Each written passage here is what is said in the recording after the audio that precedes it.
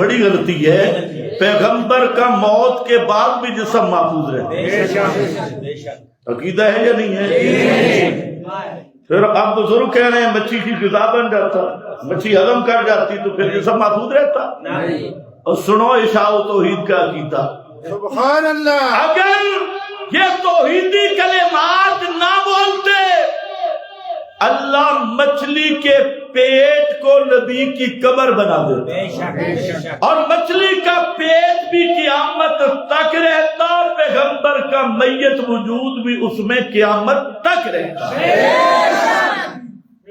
مچھلی ہضم نہیں کر سکتی، مچھلی ہضم کر گئی نہیں، نبی کا وجود وہ مقدس ہے، اور فرمایا ان اللہ حرم علی الارض ان تاکل اجساد الانبیاء، انبیاء کا لفظ بول کے پیغمبر کریم نے علت بیان کر دی کہ زمین ان کے وجود کو اس لیے نہیں کھاتی کہ یہ نبی کا جسم ہے، اس لیے نہیں کہ زندہ ہوتا ہے، زندہ تو تم بھی بیٹھے ہو، تمہارے جسم بھی محفوظ ہے۔ زندہ وجود کو مٹی نہ کھائے کمال نہیں، کمال ہے میت وجود کو مٹی نہ کھائے۔ توجہ ہے یا نہیں ہے؟ میت وجود کو مٹی نہ کھائے۔ نبی کا وجود اتنا مقدس ہوتا ہے کہ وہ میت بھی ہو تو مٹی کھا سکتی نہیں۔